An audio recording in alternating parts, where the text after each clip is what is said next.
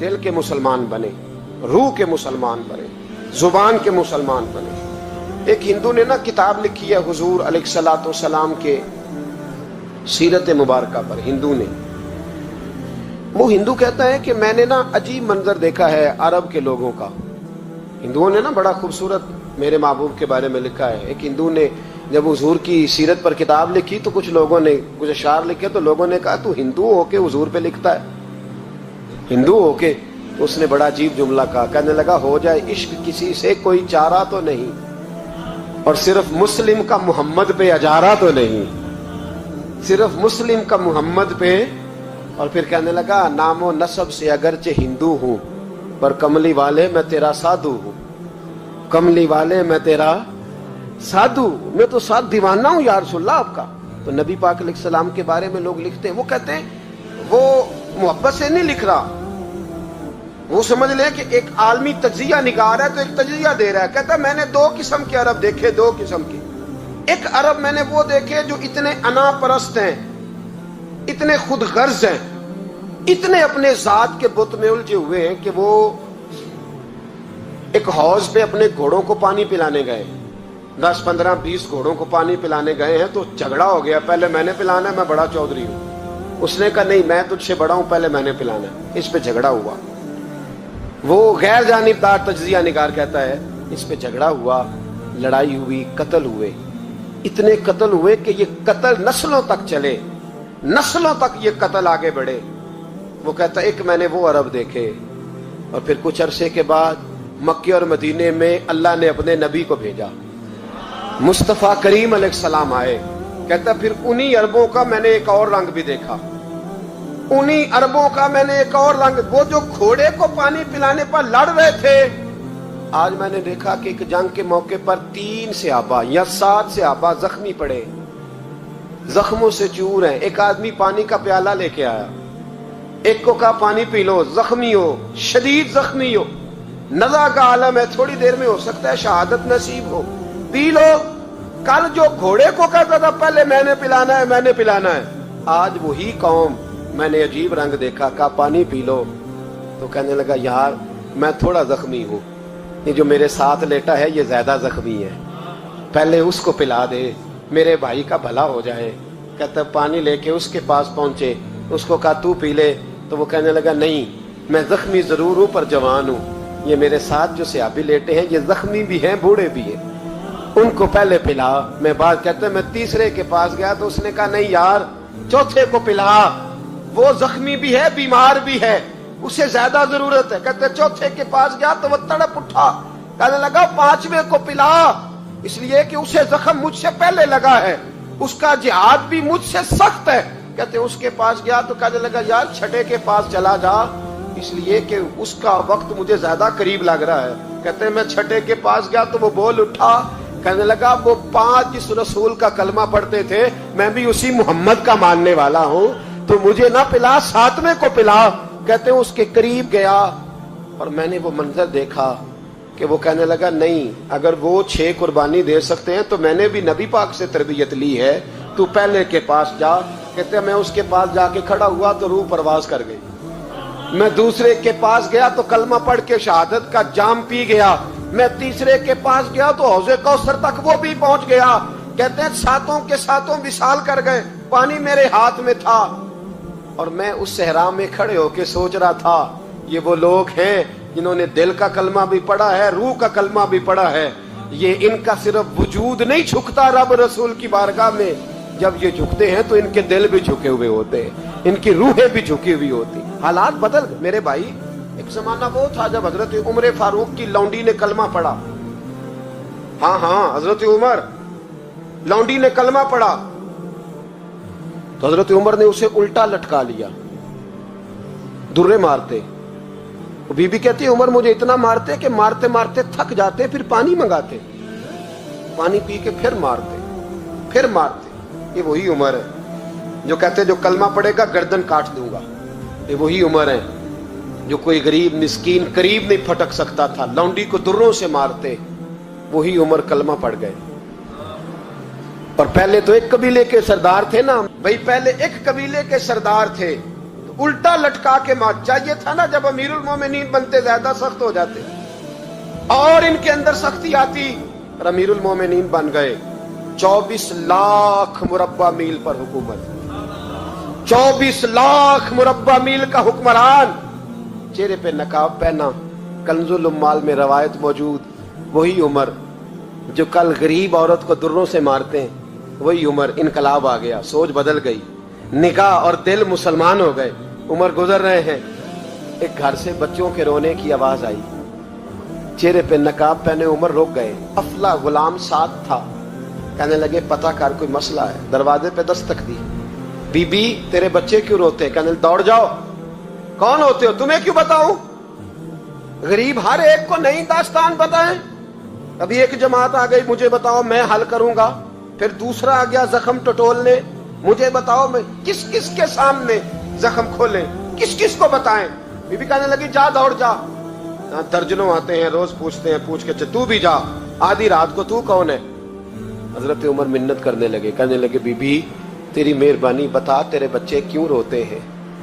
तो औरत तड़प के बोली, कहने लगी तू नहीं जाता तो सुन, फिर मेरे बच्चों की गलती ये है कि ये गरीब भी हैं और यतीम भी हैं। इनकी गलती है कि इनका बाप चला गया है, इनकी गलती ये है मैंने गरीब घरों में परवरिश पाई है, इनकी गलती ये है कि इनका दादा रईस नहीं था, इनकी कोताही ये है कि इनका नाना जागीरदार नहीं था, इनकी गलती ये है कि इनकी माँ जहेज में कुछ लेके नहीं आई।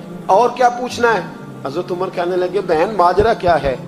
कहने लगी बाप इंतकाल कर गया। उमर जब से हुक्मरान बना है इस गांव में कभी उसने फेरा ही नहीं डाला, वो आया ही नहीं। मेरी गरीबनी के बच्चे सारी सारी रात भूख से रोते, वो कभी आया ही नहीं, ये गलती है। पहले तो मैं कुछ ना कुछ इनको खुश्क रोटी खिला देती थी, आज तो घर में कोई शय नहीं। शाम से लेकर पानी और रोड़े हंडिया में डाले हैं, पकाती जाती हूँ। कहा था चलो सो जाएंगे, पर भूख बड़ी जालिम है, नींद भी नहीं आने दे। सब रोगां दा रोग मोहम्मद, जिसदा नाम गरीबी कंड वला के लंघ जाते नी दोस्त यार करीबी। कब भूख बड़ी जालिम है, पेट भूखा हो तो ये भी नहीं आती। सोचती थी सोच अब तहज्जुद का वक्त है पर सोते नहीं, अब बताओ मैं क्या करूं। उमर तो 24 लाख मुरब्बा मील का हुक्मरान है, इस कच्ची बस्ती में कैसे फेरा डालेगा। हजरत उमर दौड़े गए, 60 साल उम्र, कंधे पे अनाज का थैला रखा, कंधे पे। गुलाम कहते हुजूर मुझे दे दे, फरमाया बता कयामत में भी मेरा बोझ उठाएगा। हजरत उमर लाए, फिर उमर ने उस बीबी के घर में चिराग रोशन किया। फिर बूढ़े उमर कहते मेरी बेटियां थी, मेरी बीवियां थी, मैंने खाना कभी नहीं पकाया था। मैंने उस बीबी से कहा बहन तू बैठ जा, बैठ गई। उमर कहते मैंने आग जलाई। आपके गुलाम कहते हैं जब उमर आग में फूंके मारते थे तो उनकी दाढ़ी से धुआं निकलता था। उमर ने आग जलाई। फिर फारूक कहते मैंने कभी रोटी नहीं पकाई थी पर आज मैंने आटा भी गूंदा। 24 लाख मुरब्बा मील का हुक्मरान। ओ भाई जब तेरा दिल और नजर मुसलमान होती है तो फिर तू झूठे दावे नहीं करता, फिर दीन तेरे लफ्जों में, जुमलों में, तकरीरों में नहीं रहता।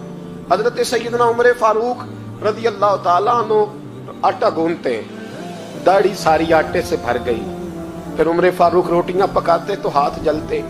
फिर सालन पकाया, फिर उमर ने दस्तरखान बिछाया, फिर वो छोटे छोटे बच्चों का उमर ने मुंह धुलाया। फिर फारूक आदम रोटी के लुक़्मे उनके मुंह में डालते और रोते, कहते बेटो उमर को पता नहीं चला कि तुम भूखे थे। बेटियों उमर को खबर नहीं थी, उमर से नाराज तो नहीं हो। छोटे छोटे बच्चे कहते हमें तो पता भी नहीं उमर कौन है, आप क्या बात। फिर उनको उमर फारूक ने खिलाया। फिर फारूक आजम शहर में बैठ गए, उनको हंसाते रहे। गुलाम कहते हुजूर अब क्या करते हो? फरमाया जो मेरी वजह से रोए थे उन्हें खुश ना करूं।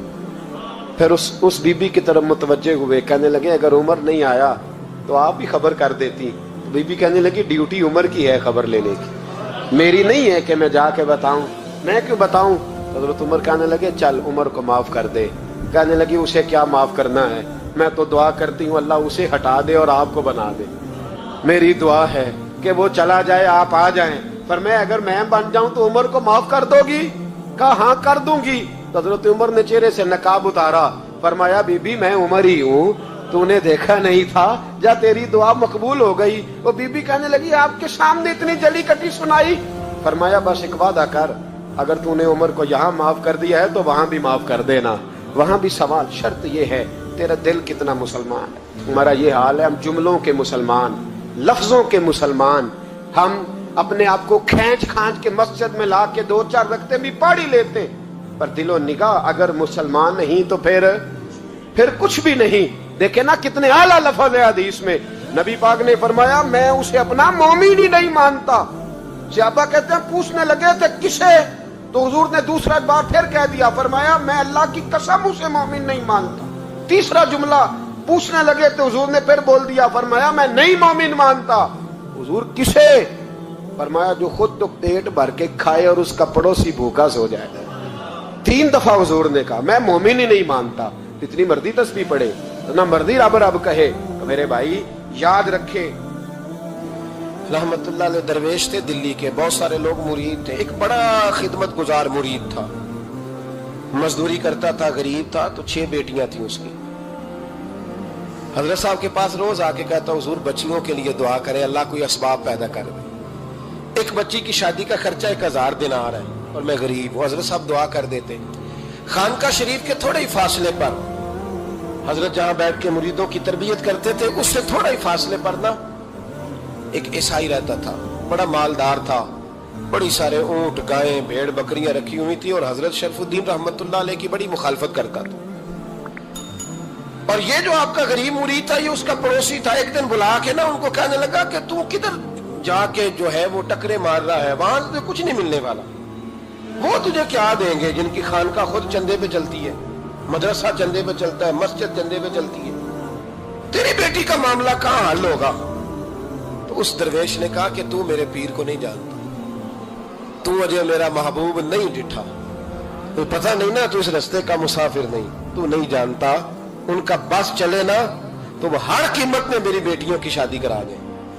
अब वो ईसाई था, कहने लगा अच्छा चलो ठीक है, अगर इतनी बात है ना तो जाओ उनसे जाके कह दो कि 6 साल के लिए मेरे साथ मुआहदा कर लें, तो मेरे जानवरों को चारा डाल दिया करे, 6 साल ड्यूटी करे, मैं 6000 दिनार दे देता हूं। वो मेरे साथ 6 साल मेरे जानवरों को चारा डाले रखते हैं ना, अब चारा डालने के लिए एडवांस पैसे दे के। अब तो लोग उन्हें भी गुलाम ही बना लेते हैं, बड़ी थोड़ी तनख्वाह देते हैं, जुल्म करते हैं, पूरा मुआवजा नहीं देते। हजरत शेख शरफुद्दीन के बारे में वो कहने लगा जा अपने पीर से जाके कह के मेरे जानवरों को 6 साल चारा डाले, मैं 6000 दे देता हूं, तू जो कहता है हर कीमत पे जाने को तैयार है। उसने जब ये बात की तो मुरीद ने नाराज हो गया, वो लड़ाई हो गई, गिरबान पकड़ लिया, झगड़ा हुआ, बात बड़ी दूर गई।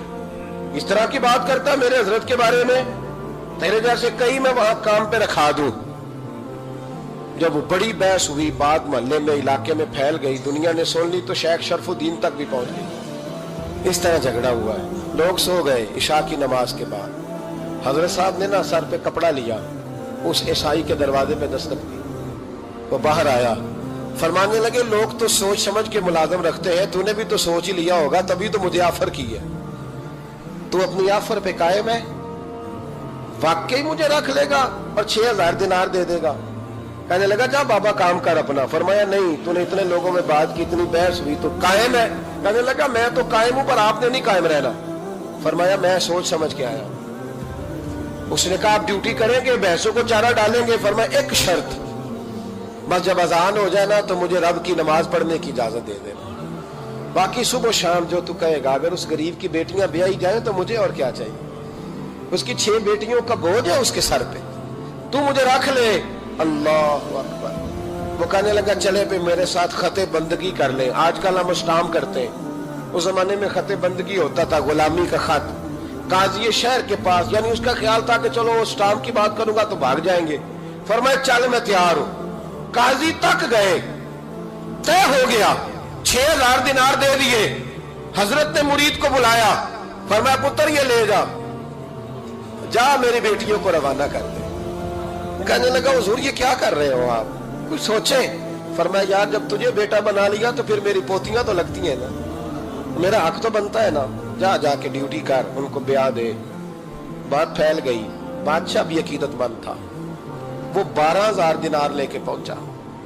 क्या बताऊं इन रब के बंदों का दिल कैसा होता है کیا درد ہوتا ہے، کیا رنگ. 12,000 دینار لے کے بادشاہ آیا اور آگے حضرت کو پیش کیے کہ حضور آپ دیں اس عیسائی کو ڈبل دیں اور جائیں کام کریں. آپ فرمانے لگے تو پیسے دے، شرطیں نہ لگا، میرا جہاں دل کرے گا میں خرچ کروں گا، مجھے تو مزہ ہی اب آنے لگا ہے، ابھی تو لطف آ رہا ہے، ابھی تو ذائقہ آیا ہے کچھ کرنے کا، پیسے دینے ہیں تو دے، پابندی نہ لگا، جہاں میرا دل کرے گا میں. اس نے کہا حضور ٹھیک ہے رکھ لے. حضرت نے فجر مسجد میں پڑھی، جیب میں 12,000 دینار تھے. اعلان فرمایا بھی کسی اور کی بیٹی بھی بیٹھی ہے تو پیسے میرے پاس ہے. وہ 12,000 دینار بھی بانٹ دیا اور 12,000 دینار بانٹ کے نہ تو پھر چلے گئے کھیت میں چارہ کاٹنے.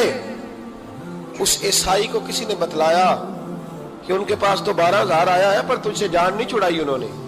وعدہ یہ ہوا تھا کہ 6 دیں گے تو جائیں گے، جب تک دیں گے نہیں تیرے گھر میں کام کریں گے. وہ نہ چارہ کاٹ رہے تھے، حضرت صاحب تو وہاں پہنچ گیا، دور جا کے کھڑا ہو گیا، کہنے لگا بابا پہلے تو میں نے مسلمانوں کے اخلاق سنے تھے، اب تو میں نے دیکھ بھی لیے، پر یہ بتا جب 12,000 آیا تھا جان کیوں نہیں چھڑائی؟ تو حضرت چارہ کاٹتے کاٹتے رو پڑے. فرمانے لگے تو نہیں نہ جانتا یہ بیٹیاں سانجی ہوتی ہیں، پتہ نہیں نا. میرے رسول پاک نے تو حاتم تائی کی بیٹی کے سر پہ کپڑا رکھ کے کہا تھا بیٹیاں برابر ہوتی ہیں. تو یہ نہیں پتا جب اس کی 6 بیٹیوں کی شادی ہوئی ہے میرے اندر روحانیت کتنی بڑی ہے. فرمایا پھر 12,000 آیا ہے تو 2-4 بچیاں پھر گئی ہیں، تو یہ نہیں پتا میں اندر سے راضی کتنا ہوں، میں تیری نوکری کرتا رہوں گا، پتہ نہیں اللہ کتنی بیٹیوں کو بیاہ دے گا. اتنا رویا وہ عیسائی کے پیروں میں بیٹھ گیا، کہنے لگا بابا میں نے تیری مخالفت کی ہے پر تیرے قریب آ کے پتہ چلا ہے تو بہت اونچے اخلاق کا مالک ہے، اور اگر تیرا یہ مقام ہے تو تجھے اخلاق سکھانے والے محمد عربی کی شان کتنی ہوگی. ظالم کی بولیے جاتے نہیں لوگ جھوٹے گواہ بن کے. وکیل صاحب کو نہیں پتا ہوتا کہ یہ بندہ مجرم ہے جو میرے پاس آیا، کیا مجرموں کے وکیل نہیں ہوتے؟ بولے تو اس کو پتہ نہیں ہوتا وکیل صاحب کو کہ یہ صاحب مجرم ہے، میرے پاس مقدمہ لے کے آئے ہیں. اور اگر بے ادبی نہ ہو جائے تو میرا خیال ہے قاضی عدالت کو بھی پتہ ہوتا ہے کہ مجرم کون ہے اور مظلوم. میرے نبی پاک صلی اللہ علیہ وسلم نے اس قدر زیادہ سختی فرمائی اس مسئلے میں. فرمایا جس کو پتا تھا کہ فلاں آدمی ظالم ہے، ظلم کر رہا، پھر وہ ظالم کا گواہ بنا یا اس نے ظالم کی مدد کی، کتنی کی؟ شارحین لکھتے ہیں چاہے اس نے ایک جملہ بول کے کی، چاہے ایک، سارے بولیے، چاہے ایک غریب کو اس نے ظلم کیا تو کہتے ہیں علاج یہ سی، چاہے ایک جملہ بول کے کی. شارحین اس حدیث کی شرح میں لکھتے ہیں ایک جملہ بول کے چاہے مدد کی. جس بندے نے کسی ظالم کی مدد کی کسی مقدمے میں یا کسی صورت میں اور اسے پتا تھا یہ ظالم ہے، میرے نبی پاک صلی اللہ تعالیٰ علیہ وسلم فرماتے ہیں اگر اس نے مدد کی، ابھی ظالم کی بات نہیں ہو رہی، ظالم کے مددگار کی بات ہو رہی، اگر کسی نے ظالم کی مدد کی تو حضور فرماتے ہیں خدا بھی اس سے بری و ذمہ ہے، رسول بھی اس سے بری و ذمہ ہے. سنبھال کے رکھے اپنی نمازیں، قربانیاں، حج، زکوٰۃ سنبھال کے رکھے. اگر ظالموں کا مددگار ہے، الیکشن آ لینے دے، آپ کو نظر آ جائے گا کون کون ظالموں کا مددگار ہے، نظر آ جائے گا. اپنی جیب سے لوگ پیسے دے کے ظالموں کی مدد کریں گے، ان کے فلیکس چھپوائیں گے، بورڈ لگوائیں گے، جیبوں سے پیسے دیں گے. ہم نے خود آگ لگائی ہے چمن میں اپنے، بے سبب گردشی ایام کو الزام نہ دو، ہم نے خود نور کا ظلمت سے کیا ہے سودا، کر کے توہین سحر شام کو الزام نہ دو. ظالموں کے مددگار میدان میں آ گئے. یہ چھوٹا لفظ نہیں، میرے حبیب پاک صلی اللہ علیہ وسلم نے فرمایا جو ظالم کا مددگار ہے سن لے جو سجن کے ساتھ کچہری جاتا ہے، وہ یاد رکھے جو دوست کا گواہ بنتا ہے، وہ یاد رکھے جو کہتا ہے میں مانگی گیا تھا، مجھے بلایا گیا تھا قبضہ چھڑانے کے لیے کسی غریب بیوہ کی جائیداد پہ، کب وہ سن لے تو مدد کر کے نہیں آیا، تو خدا کے ذمے سے نکل گیا. رسول پاک نے فرمایا تیرا میرا تعلق ختم ہو گیا، تو ظالم کا مددگار ہو گیا. پھر تو کہتا ہے میں بے چین ہوں، میں بے قرار ہوں، میں آزمائش کا شکار ہوں. پلٹ کے دیکھ تو صحیح تیرا گناہ کتنا بڑا ہے. میرے نبی پاک صلی اللہ علیہ وسلم کا ایک اور فرمان سن لیں، ابن ماجہ ابو داؤد میں موجود ہے. اس حدیث کو آپ نے یاد کر لینا ہے. کر لیں گے انشاءاللہ؟ سارے کہیے انشاءاللہ کر لیں گے یاد. حضور صلی اللہ علیہ وسلم نے فرمایا اگر تو ظالم کی مدد کرے گا نا، یہ لفظ دل کی تختی پہ لکھ لینا، یہ مکافات عمل ہے، مکافات عمل دنیا، ادھر کرو گے تو ادھر بھرو گے۔ فرمایا اگر تو کسی ظالم کی مدد کرے گا، سن لے حضور کا فرمان ہے، اگر تو ابن ماجہ ابو داؤد صحاح میں موجود ہے، فرمایا اگر تو کسی ظالم کی مدد کرے گا تو رب تعالیٰ مرنے سے پہلے پہلے تیرے اوپر بھی ظالم کو مسلط کر دے گا، تیرے اوپر بھی ایک دفعہ ظلم ضرور ہوگا اگر تو ظالم کی، وہ کسی صورت میں بھی ہو سکتا ہے، کسی صورت میں تیرا بیٹا ہی اٹھ کے ظلم کر دے گا، تو الجھ جائے گا، کسی نہ کسی جگہ تیرے لیے تباہی کا سامان ہوگا، تیرے اوپر ظلم ہوگا، اس لیے کہ تو ظالموں کا مددگار ہے۔ چاہیے یہ تھا کہ تو مظلوم کی مدد کرتا، انسانی ایمانی یقین کا فریضہ سر انجام دیتا، تو ظالموں کا مددگار ہو گیا۔ ٹٹول کے دیکھ لیں، رزلٹ نکال کے دیکھ لیں، ہمارے زمانے میں ظالموں کے مددگار زیادہ ہیں، اتنی لمبی زبانیں نکال کے ظالموں کی مدد کرتے ہیں، بڑے بڑے کالم نویس اللہ نے انہیں قدرت دی لکھنے کی، تو اپنا قلم ظالموں کی مدد میں خرچ کرتے ہیں۔ وہ لوگ جن کو اللہ تبارک و تعالیٰ نے قدرت دی، ہمت دی، طاقت دی، کچھ لوگ ان کے حلقہ احباب میں وہ اپنے لوگوں کو استعمال کر کے ظالموں کی مدد کرتے ہیں، ظالموں کی مدد کرتے ہیں۔ میرے نبی کریم سید عالم نور مجسم صلی اللہ علیہ وسلم نے فرمایا اگر تو نے ظالم کی مدد کی تو جب تک تو توبہ نہیں کرے گا رب تجھ سے ناراض ہی رہے گا، اللہ تجھ سے، او بھائی جس سے رب بھی ناراض ہو گیا، نہ کھانا نہ پینا نہ سونا نہ جاگنا نہ نیند، پھر تیری ہر چیز تیرے لیے آزمائش ہو گئی، پھر تیرا سایہ بھی تیرے لیے خوف کا سامان بنے گا، پھر زندگی جیتی جاگتی لاش بن جائے گی، تو اپنے کندھوں پر اپنی میت اٹھائے پھرے گا جب تو ظالم کا مددگار ہوگا۔ اور نبی پاک صلی اللہ علیہ وسلم نے فرمایا ظالموں کا مددگار بھی ظالم ہوتا ہے، ظالموں کا مددگار بھی، سارے بولے ظالموں کا مددگار بھی، نہیں کو نہیں، آپ سارے نہیں بول، ایک دفعہ بولے ظالموں کا مددگار بھی، پکی بات ہے، ظالموں کا مددگار بھی۔ اللہ جس کا یارانہ ہو، جس کا دوستانہ ہو، جو کہے میں نے نا اس کو اوکھے ویلے کے لیے ظالم کو یاد رکھا ہوا ہے، کبھی مشکل پر رکھے نہیں ہوئے لوگوں نے ظالم دوست، کہتے میں نے رکھے ہوئے ہیں، بلکہ ہمارے دیہات میں تو کہتے ہیں میں نے بازو بنائے ہوئے۔ کس کو بازو بنا لیا؟ ظالم بھی کبھی بازو ہوتا ہے، جو ظلم کی تلوار لیے میدان میں کھڑا ہے۔ قارون، حامان، فرعون، نمرود کا حال نہیں لوگوں نے دیکھا؟ اپنے زمانے میں آپ نے کتنے لوگ نہیں دیکھے جن کے سائے سے، آواز سے لوگ کانپتے تھے؟ پھر پولیس کی گاڑیوں میں وہ اس طرح مردہ پڑے کہ دنیا نے تماشا دیکھا ان کا، یہ رنگ ہم نے دیکھے نہیں اپنے آنکھوں سے۔ فرمایا ظالم کا مددگار بھی، جو کار میں بٹھا کے لے کے گیا وہ بھی ظالم، جس نے چائے پلائی وہ بھی، جس شخص نے کھانا کھلایا وہ بھی، جو کچہری تک ساتھ گیا وہ بھی، جس نے فلیکس کے نیچے، بڑے شرابی کے نیچے چھوٹی اپنی فوٹو لگائی وہ بھی، جو ووٹ کی پرچی ڈالنے گیا وہ بھی۔ کہہ دینا باہر نکل کے کہ حضرت صاحب نے سیاسی تقریر کی ہے، کہہ دینا، پر بات تو سچی ہے نا۔ خو کرے ہم تو سے تھوڑا سا گلا بھی سن لے، خو کرے ہم تو سے تھوڑا سا بھی گلا۔ امام مالک کے پاس ایک بندہ آیا، اس نے کہا حضور میں درزی ہوں، ایک ظالم بادشاہ مجھ سے کپڑے سلواتا ہے، میں تو ظالموں کا مددگار نہیں نا۔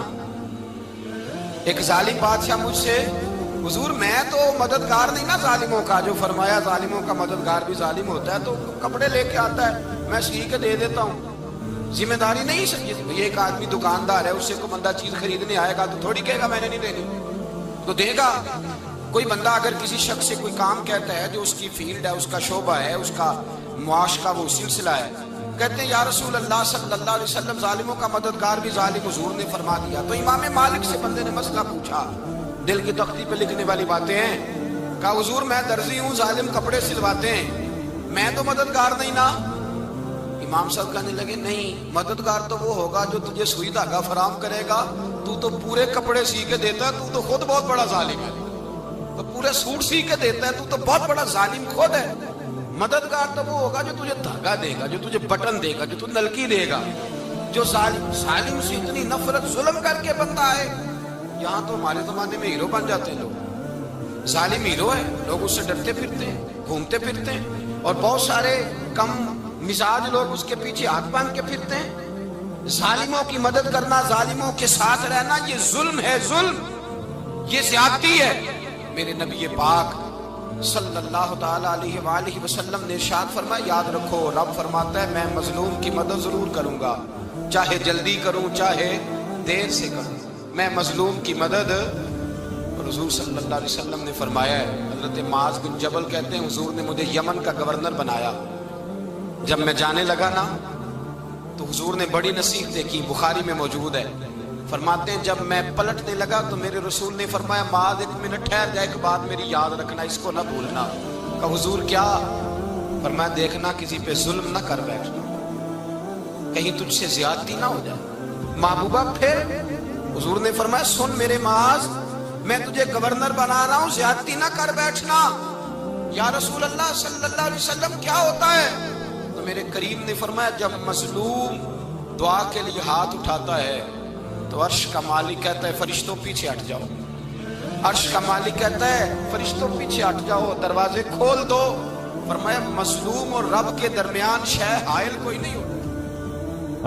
مولا رومی رحمت اللہ علیہ فرماتے ایک دن نا شیر نے، کہتے شیر نے ایک دن نا ریچھ کو ساتھ لے لیا اور ساتھ لے لیا لومڑی کو، اس نے کہا اور شکار کرنے چلے گا، چلو جی، شیر کی مہربانی ساتھ لے لیا ہے، حالانکہ اس کو کسی کی مدد کی ضرورت ہے، وہ تو بادشاہ ہے، بادشاہ سلامت نے ساتھ لے لیا، شکار کیا 3 چیزوں کا، ایک شکار کیا خرگوش، ایک ہرن، ایک گائے۔ اب وہ شکار کر کے واپس آئے تو جو ریچھ تھا نا ذرا اکڑ اکڑ کے چلنے لگا کہ بادشاہ کے ساتھ میں بھی تھا، یعنی شکار میں میرا بھی حصہ، اور شیر بھی سمجھ گیا بات کو کہ اس کا دماغ خراب ہو رہا ہے، حالانکہ میں نے تو ویسے ہی ساتھ لیا۔ وہ ریچھ صاحب بھی نا تگڑے ہو گئے، انہوں نے کہا ہو میں ساتھ ہی تھا کہ اب بادشاہ نے تو ویسے ساتھ لیا تھا کہ چلو 2-4 آدمی مل کے، تو وہ پیر وارث شاہ صاحب رحمت اللہ تعالیٰ علیہ سے کسی نے کہا کہ آپ کے جو شیخ ہیں آپ کے مرشد ہیں آپ کو بلا بلا کے مشورے لیتے ہیں کام لیتے ہیں تو آپ تو بڑے خوش نصیب ہیں۔ تو انہوں نے کہا ہیر ہس بولے تھے وہ مہربانی، ورنہ رانجے تے لاڈ ہی لڑاونے نے۔ انہوں نے کہا ٹھیک ہے اگر اس نے مہربانی کر دی ہے تو اس میں میرا نہیں، ان کی نظر شفقت ہے، ہیر ہس بولے تھے وہ دی مہربانی، انہوں نے مہربانی فرمائی ہے تو بڑی کرم نوازی ہے، ورنہ من آنم کے من دانم، جو میں ہوں اس کا مجھے پتا تو ہے ہی نا، تو میں اس میں اپنے آپ کو اتنا بڑا نہیں سمجھ۔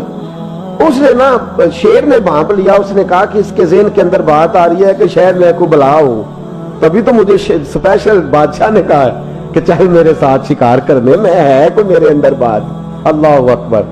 اس نے نا آ گئے بیٹھ گئے، اس نے کہا اس سے بادشاہ نے کہ کیا کرنا ہے، اب شکار تو ہو گیا ہے، تو اس کے اندر تو سودا سمایا ہوا تھا نا، اس نے کہا جی کرنا کیا ہے، بانٹ کے کھانا چاہیے، بانٹ کے کھانا چاہیے۔ اس کو بڑا غصہ آیا، اس نے کہا اچھا تو مجھے کمزور سمجھتا ہے، میں جو چاہتا تھا کر سکتا تھا، میں نے تو عذرائے محبت تجھے عزت دی ساتھ لے لی اور تو بن کے ہی بیٹھ گیا ہے۔ اس نے کہا اچھا بانٹ کے کھانا چاہیے، کہا بالکل، کہا چلو بانٹو، پھر کیسے بانٹنا ہے؟ ہرن کا اور بکرے کا گوشت ایک جیسا ہوتا ہے، بلکہ ہرن کا زیادہ مہنگا ہوتا ہے، لذیذ ہوتا ہے۔ اب اس نے تقسیم کیسی کی دی، اس نے چلاکی کرنی چاہیے، کہنے لگا جی تقسیم سیدھی سی ہے، آپ بڑے ہیں، گائے آپ کی، 3 جانوروں کا شکار ہوا نا، گائے، ہرن اور خرگوش، کہنے لگا آپ بڑے ہیں، گائے آپ کی، میں درمیانہ ہوں تو ہرن میرا، اور لومڑی چھوٹی ہے تو خرگوش لومڑی کا۔ اس نے کہا تیرا بھلا ہو جائے، کیسی تمہیں تقسیم کی ہے؟ اس نے مارا پنجا اور ریچھ کو بھی مار دیا۔ اس نے کہا تو عجیب آدمی ہے بھائی، تجھے تو ذرا موقع دیا ہے تو تو نے ہاتھ ہی وہاں ڈال لیا ہے جہاں بالکل تیرا بنتا ہی نہیں تھا۔ اللہ اکبر۔ اس نے کہا اچھا مر گیا۔ اب لومڑی بھی سنبھل کے بیٹھ گئی، لومڑی ذرا تیز ہے، چلاک ہے، تو مولا رومی علیہ رحمہ کہتے ہیں، اور شیر کہنے لگا لومڑی سے چل تو تقسیم کر، تو تقسیم کر کیا کرنا چاہیے؟ تو کہنے لگی بادشاہ سلامت تقسیم بڑی سادی سی ہے، سویرے ناشتہ خرگوش کا کرے، دوپہر کو آپ جب کھانا کھانے لگے تو ہرن تناول فرمائیں، اور شام کو ذرا آپ زیادہ کھاتے ہیں تو آپ گائے کھائیں، یہی تقسیم ہے۔ بڑا راضی ہوا شیر۔ اس نے کہا تو نے یہ تقسیم بڑی اچھی کی ہے، یہ کہاں سے سیکھی ہے؟ کہنے لگی ریچھ کی موت سے سیکھی ہے، ابھی مرا ہے نا میرے سامنے، اس کی موت سے میں نے سیکھی ہے، اس لیے کہ اگر یہ تقسیم نہ کی تو مر میں بھی جاؤں گی، बात तो तफन्नो की है, जराफत की है, लेकिन मुल्ला रूमी क्या फरमाते हैं? वो फरमाते हैं दूसरों की मौत से ही सीख जा। हजरत उमर का विसाल हुआ, कब्र पे मिट्टी डाली जा रही थी, हजरत अबू दरदा ने ना यूं मिट्टी पकड़ी हुई है, तो एक एक चुल्लू करके मिट्टी डालते हैं ना, पहले 3-3 चुल्लू डालते हैं कि चलो हमारा भी इस नेकी में हिस्सा हो जाए। तो मिट्टी डालने के लिए ना मिट्टी पकड़ी हुई थी, तवज्जो है आपकी मेरी बात पर? तो उस मिट्टी को लेकर के जा रहे थे हजरत अबू दरदा, मिट्टी लेके जाते हजरत सैयदना अबू दरदा हजरत उमर की कब्र पर डालने के लिए, यूं पकड़ी हाथ में, मिट्टी डालने का इरादा करते तो वापस आ जाते, फिर जाते तो वापस आ जाते, फिर जाते। लोगों ने कहा अबू दरदा डालते क्यों नहीं? तो आंखों में आंसू आ गए, रो पड़े, कहने लगे इज्जत के इस कोहे गिरां पे मिट्टी डाल दूं, वकार के इस बादशाह पे मिट्टी डाल दूं? फरमाने लगे शहनशाह किरदार पर इस पर मिट्टी डाल दूं? और फिर वो मिट्टी पकड़ी और अपने सर पे डाल ली। फरमाने लगे उमर तू मिट्टी के काबिल नहीं, मिट्टी के काबिल तो मैं हूं, मैं था जिस पर मिट्टी पड़नी चाहिए थी। और आप फरमाने लगे लोगों सुन लो, अगर उमर जैसे तकवे के बादशाह भी रब ने इस जमीन से उठा लिए तो हम भी बचेंगे नहीं, हमने भी अल्लाह की बारगाह में जाना है। अगर इतने इतने पाकबाज लोग अगर नेकी ही दुनिया में रहने का सबब होती तो ये पाक लोग हमेशा दुनिया में रहते। फरमाया अगर ये चले गए तो चले, हमने भी जाना है।